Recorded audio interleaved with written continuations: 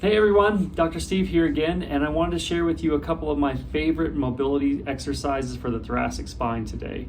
If you don't really know where the thoracic spine is, it's the area that kind of exists between the base of your neck and the lowest portion of your rib cage. And if you have problems with mobility in this area, it can contribute to things like shoulder dysfunction, neck dysfunction, pain, and limitations of dysfunction in general with those areas. So it's important to be able to kind of make sure that those areas move really well, and particularly in extension. One of the things that happens with this that I see in practice often is that people get stuck in these sort of flexed positions like this, and it limits how much they can kind of move their necks and how much they can kind of flex their shoulders. But if we can get them to start to extend and open those this upper part of their back a little bit better, then those parts of their body start to function a little bit better. So if you're struggling with some of those areas on your own, even with pain or tightness in that area itself, right in the thoracic spine, then these exercises would be really great for you to try on top of things that are normally recommended, like foam rolling or working with the peanut and those kinds of things. And I have videos on those things back in the archives there, so you can take a look at those if you want to add this on top. It would be a really good thing to work on for this kind of stuff. So the first one is called a T4 rotation, and what that is talking about, T4 is one of the thoracic segments, and it exists kind of right in between the shoulder blades, and we have to get into a certain position to sort of lock out the rest of the thoracic spine and lumbar spine so we can really kind of target that.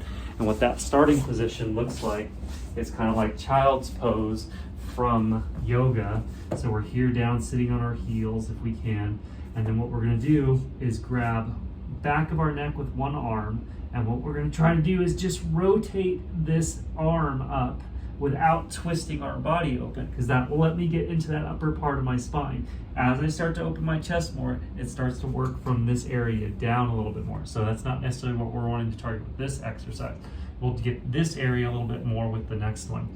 So here, what we really want to focus on, driving this downside hand into the ground and staying grounded through there, like if someone wanted to come by and pick your fingers up, that they could not. So maintain that tension there.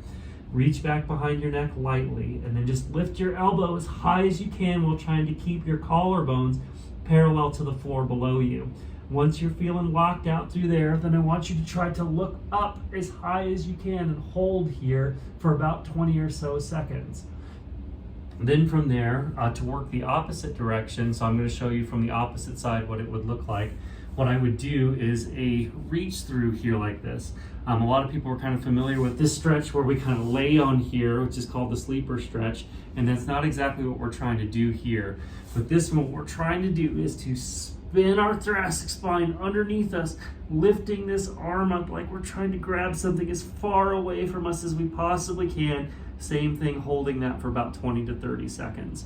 So those same things we would do on the opposite side, doing holds, in this T4 rotated position, and then reaching underneath from there, working the reach through. The other exercise from there, what you'll need is a yoga block. And what we're gonna do, and some space on the wall, we're gonna take our knee and trap our yoga block between us and the wall. And this is to kind of keep our low back from getting into the exercise. Put our hands and arms against the wall, and then we're gonna draw an arch along the wall, trying to keep ourselves touching the entire time. So if I start to rotate from my low back, you'll see that block comes out. So that's exactly what this is for, and that's to help us work that kind of mid to lower thoracic spine.